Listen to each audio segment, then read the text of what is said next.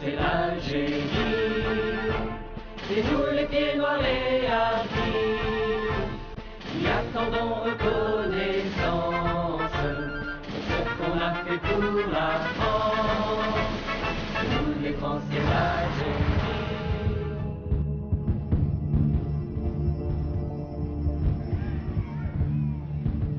Le 14 juin 1830, les troupes françaises débarquent sur la plage de Sidi Ferruche, à 25 km d'Alger. Ce débarquement est mené tambour battant par le comte Louis de Bourmont, ministre de la guerre et commandant en chef de l'expédition en Afrique. La flotte bombarde les défenses de la ville, en particulier la citadelle de Fort-l'Empereur. À cette période, l'Algérie est sous la souveraineté turque du sultan d'Istanbul, sous le nom de Régence d'Alger, qui est le paradis des pirates. La ville est sous l'emprise des Turcs. C'est un marché d'esclaves, principalement blancs. Dans l'ancien temps, dans Alger, vivaient en harmonie beaucoup de peuples. Les Espagnols, il y avait les Français, il y avait les Allemands, il y avait un peu de tout. Les Turcs sont arrivés en Algérie en 1516.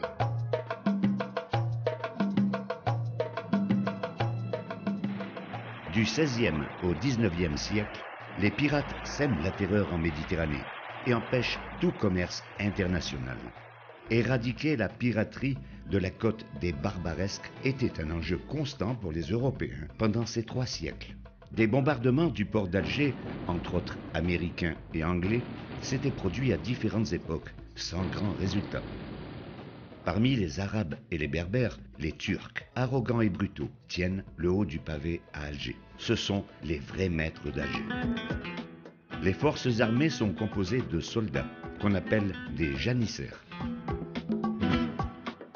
Les Européens constituent une part non négligeable de la population d'Alger, soit comme esclaves, soit comme renégats. L'Européen qui se convertit à l'islam est considéré comme turc. L'islam structure ce nid de pirates. Durant des siècles, les Européens vivaient dans la peur du fouet et du triste sort qu'on leur réservait s'ils étaient capturés. Il y avait des tribus, il y avait les barbaresques dans le port d'Alger, qui arraisonnaient les bateaux français et qui vendaient ensuite les femmes comme esclaves sur le port d'Alger. C'était pas la traite des Noirs, c'était les chrétiens qui étaient vendus par les musulmans, non par les Ottomans. Les femmes et les enfants étaient plus faciles à attraper que les hommes. Ces femmes se vendaient très cher, surtout si elles étaient blondes aux yeux bleus. D'ailleurs, le dé s'accaparait les plus belles pour son harem. Tous ces aventuriers qui arrivent à Alger volontairement sont attirés par les possibilités d'enrichissement rapide qu'offre la ville. Il faut savoir qu'entre 1530 et 1780, il y a eu au moins 1 million de chrétiens blancs asservis par les musulmans de la côte barbaresque. L'esclavage des Blancs et la mainmise sur la Méditerranée furent les principales causes du débarquement, et le fameux coup d'éventail du dé d'Alger sur le consul de France Deval pour une dette de blé non payée par la France n'a été qu'un prétexte pour ce débarquement. Après plusieurs jours de difficiles combats contre les troupes turques, qui font près de 500 morts et quelques 2000 blessés chez les Français, Hussein-D négocie et s'incline le 5 juillet 1830 contre la vie sauve pour lui et ses janissaires.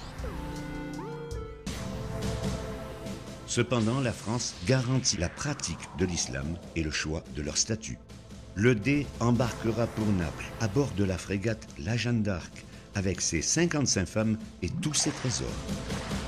Quant aux troupes turques, elles quittent l'Algérie avec tous leurs biens pour l'Asie mineure. L'armée française s'empare de plusieurs villes, dont Oran, Arzeu, Bonn. Mais en 1832, un jeune chef arabe de 24 ans, nommé Abdelkader, se proclame émir et va mener plus tard une guerre sainte contre les Français à la tête de sa puissante smala, composée de milliers de cavaliers. Après une alternance de succès et d'échecs, Abdelkader fait sa soumission au général Lamoricière le 23 décembre 1847. Cette côte barbaresque a connu plusieurs noms avant que la France donne officiellement celui d'Algérie le 14 octobre 1839. Avant l'envahisseur arabe, il y a eu l'envahisseur vandale, il y a eu l'envahisseur romain, et avant eux, il y a eu l'envahisseur berbère. Et avant eux, il y avait des populations qui venaient d'on ne sait où, qui s'appelaient les Atlanthropes. Nous sommes des éléments extérieurs à l'Algérie, comme tous les autres avant nous l'ont été. 3 départements français sont créés: Oran, Alger et Constantine. Pendant que la pacification se poursuit, les militaires commencent à structurer le pays.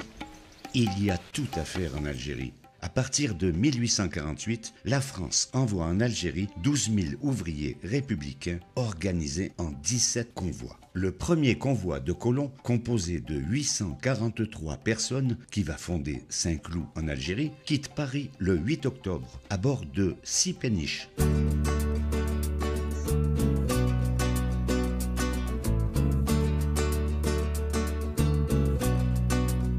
Quand on n'a que l'amour. À leur arrivée sur le sol d'Afrique, ces colons se trouvent confrontés aux dures réalités. Il n'y a pas de route. On traverse des marécages, au risque de s'y perdre. Arrivés à destination, l'armée les entasse sous des tentes ou des baraques en bois, parfois à même la terre. Le paludisme, le choléra ou le typhus s'abat sur eux, ce qui entraîne de véritables hécatombes. Par exemple, dans le Constantinois, 2 colons sur 3 succombent avant même d'avoir touché la pioche ou la charrue. Il y avait des gens qui venaient de Pologne, de Russie, les Alsaciens lorrains, les Italiens, les Maltais, les Espagnols dont je suis originaire. C'était ça l'Algérie. Si certains gros financiers étrangers s'enrichissent sur le sol africain, ces colons composés de petits fonctionnaires, exploitants agricoles et commerçants se mettent à bâtir l'Algérie. La France est arrivée, notamment dans ce qu'était cette côte, elle a commencé à construire tous les ports.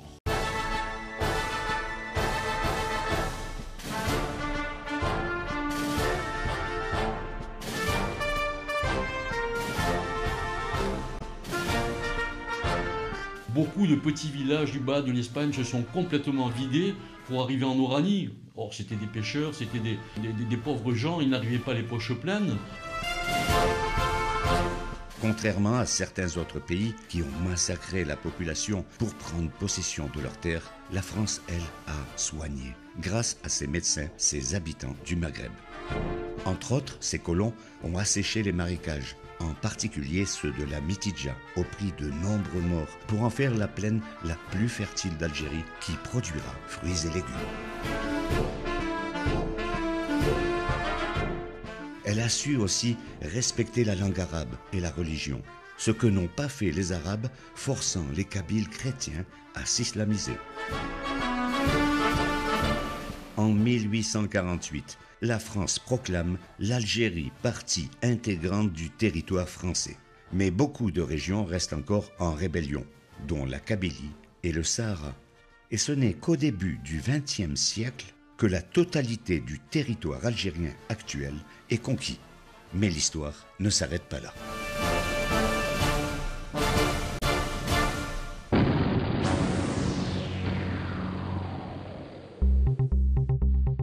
C'est en Crimée que les supplétifs de l'armée régulière se distinguent par leur courage dans de nombreux combats. Ils étaient les premiers soldats vaillants et combattants qui, lors de la conquête d'Algérie, s'étaient opposés à l'armée française pour la rejoindre par la suite. Ils étaient composés de spahis, de zouaves et de tirailleurs. 1914, la guerre éclate et durant celle-ci, les indigènes et les Européens d'Afrique du Nord, représentant 25 divisions, sont engagés dans les offensives les plus dures et les plus meurtrières et se battent vaillamment sur tous les champs de bataille. Le monde entier a été profondément indigné par l'agression ignoble commise par les Anglais sur Dakar. Cette agression, dirigée par l'ex-général de Gaulle, traître à la patrie, a échoué grâce à la résistance héroïque des troupes françaises. Après cet acte révoltant, nous recevons enfin le reportage filmé des combats qui ont été livrés à Mels-er-Kébir, près d'Oran. Branle-bas de combat. Les ordres se succèdent. De Gaulle, il a été le complice de Churchill dans l'assassinat de 1300 marins français et la destruction de notre flotte, qui n'avait jamais été battue. Ce sont nos alliés qui ont écrasé donc cette flotte. Voilà les victimes de l'agression la plus répugnante et la plus ignoble qui ait jamais été commise.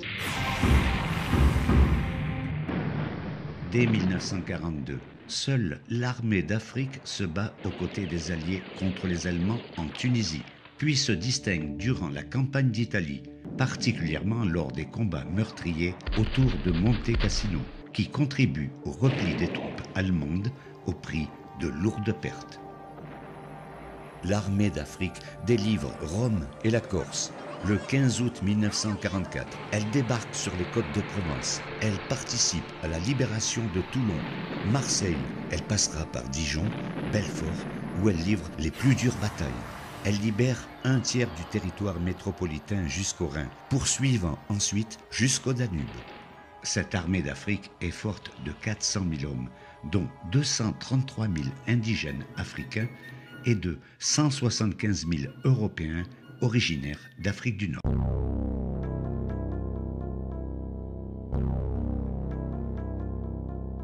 Le 8 mai 1945, le jour même de la victoire contre le nazisme, Sétif, fief de Ferhat Abbas, va connaître de violentes émeutes.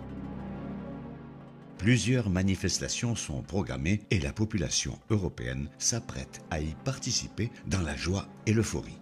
Mais ce jour de l'armistice a aussi été retenu par les frères musulmans prêchant la révolte contre les chrétiens sous l'égide d'Al-Husseini, grand mufti de Jérusalem, de Ferhat Abbas, le modéré, et Messaliadj, le leader nationaliste plus radical, emprisonné à Brazzaville au Congo.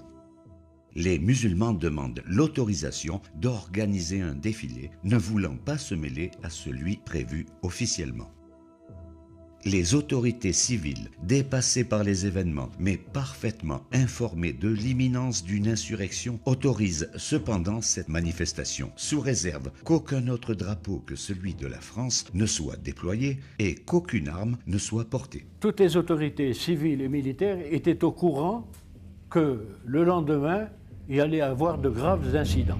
Les meneurs de l'insurrection ont bien préparé leur action. Ils savent que l'Algérie est vidée de ses hommes valides, qui sont mobilisés, que les effectifs de la police, de la gendarmerie et de l'armée sont réduits, que la population européenne, tout à la joie de fêter la victoire, devient une proie facile, car sans défense. Donc il restait à Sétif les vieux, les vieilles, les femmes, les enfants et quelques réformés.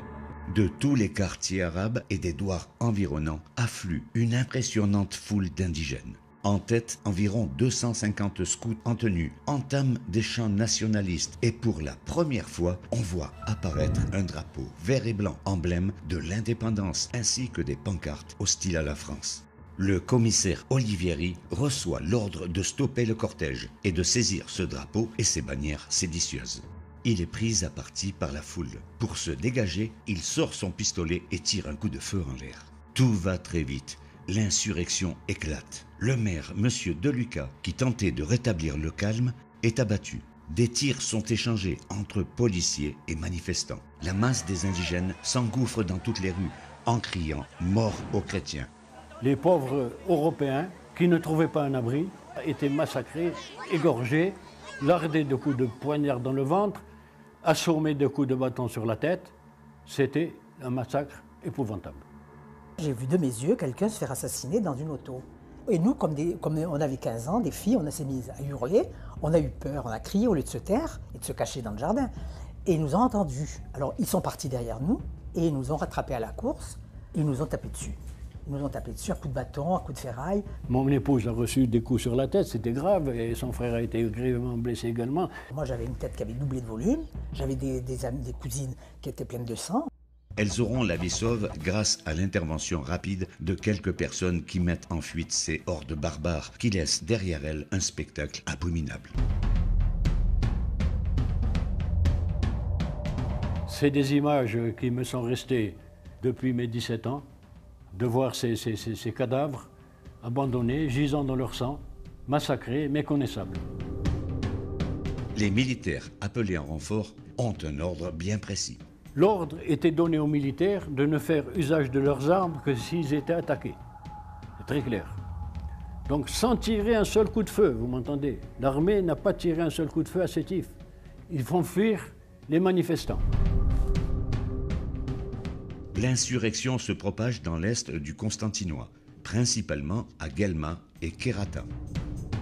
Des dizaines de milliers d'indigènes fanatisés à l'appel du djihad, guerre sainte, encerclent les villages. Les fermes isolées sont pillées et brûlées. Près de 800 musulmans fidèles à la France sont sauvagement assassinés. Ils mettent la région à feu et à sang. Face à ces actes de barbarie et voulant éviter que ces émeutes ne s'étendent sur toute l'Algérie, Charles Tillon, ministre de la guerre dans le gouvernement provisoire de Charles de Gaulle et principal dirigeant du Parti communiste français, ordonne aux troupes de rétablir l'ordre. Le général Duval avec les Sénégalais ont rétabli l'ordre, et c'est vrai qu'après, effectivement, il y a eu aussi des morts côté musulman, c'est indéniable.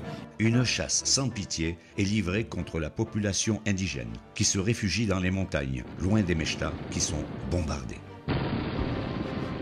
Des milliers de musulmans sont arrêtés. Officiellement, les autorités françaises estiment que le drame aurait fait 123 victimes européennes et 1500 victimes musulmanes. Il semblerait, d'après les témoins, qu'un chiffre entre 1500 et 3000 morts chez les indigènes, ce qui est déjà considérable, correspondrait à la réalité. C'est possible, c'est même probable, mais il n'y en a jamais eu 45 000. J'en veux pour preuve que s'il y avait effectivement eu 45 000 morts, les survivants auraient pu indiquer les charniers. Et c'était facile, à l'aide d'un bulldozer, de découvrir tous ces morts. Donc s'ils ne l'ont pas fait, c'est parce que ces 45 000 morts n'existent pas. De ces douloureux événements qui ont déchiré l'Algérie, le général Duval tire lui-même la leçon en déclarant « Je vous ai donné la paix pour 10 ans, mais il ne faut pas se leurrer. Tout doit changer en Algérie. Il faut faire des réformes sérieuses. » La vérité, il y a eu quelques abus. C'est vrai qu'il y a eu des abus, comme dans tout pays, il y a des abus. Vous voyez, notamment, après le décret Crémieux, par exemple, quand on a accordé la nationalité française aux Juifs, ben pourquoi, après 1945, on ne l'a pas accordé à tous ceux qui ont fait la guerre? Donc là, il y avait un problème. Mais ce problème nous a échappé. Officiellement, le musulman d'Algérie est français, mais avec un statut particulier. Le premier collège leur permet de voter à la condition de renoncer à leur statut indigène dicté par le Coran. Le second collège, qui concerne la plupart des musulmans attachés à leur religion et à leur statut personnel, ne leur permet pas de voter. Il y avait là des portes qui étaient ouvertes et que les musulmans ont fermées. C'était déjà l'islam intégriste qui se dessinait. Il fallait faire les réformes tout de suite après le 8 mai 1945. Alors après le 8 mai 1945, qu'est-ce qu'a fait la France? La France, elle a dépensé des milliards en Algérie, elle a construit des écoles, elle a construit des bâtiments, des hôpitaux à tour de bras et tout ça. Mais non, ça n'a pas influencé. C'est sous ce contexte très particulier que l'Algérie reprend ses habits de lumière sous son divin soleil. Là-bas est une basilique abandonnée de ses croyants. Son nom est Notre-Dame d'Afrique. Même loin nous l'aimons autant. Au temps de la belle Algérie, sous le soleil, les processions les âmes fières, les cœurs ravis, d'aller vers Dieu, nous la chantions. Notre-Dame d'Afrique, protège tes enfants, les actions maléfiques, mon pays, nos parents. J'ai perdu ma mère lorsque j'avais pas encore 3 ans, ma soeur n'avait pas 2 ans, et nous avons été élevés par une femme arabe, Zora, Boumerdassi, c'était son nom, qui avait 2 garçons. Et je crois que tout ce que je suis aujourd'hui, je le dois à cette mère. Moi, je reverrai toujours le violet de Montgevaldis, cette baie d'Argeux que j'aimais, ces plages qui s'appelaient les Sablettes, la Salamandre, j'habitais Mont-Saint-Ganem, ce pays que j'aimais, c'est tout. Tu es près de nous maintenant, ton regard ira vers là-haut. Je rêve à l'Algérie. Je rêve, vous savez à quoi? Je rêve à mon cimetière. Je rêve au ciel bleu. Je suis dans un port où au mois de mai à cette époque-là, nous allions pêcher les cigales. Ces parties de plaisir fou qu'on avait à camper au bord de la mer, les petits pliants pour les pêcheurs, le parasol pour Mémé qui avait peur des coups de soleil. Elle nous faisait manger de l'ail pour que les moustiques ne nous piquent pas. Tout le monde jouait à la belote en trichant, on avait des fous rires pas possibles. Oui, je me souviens de ces moments très heureux, très heureux.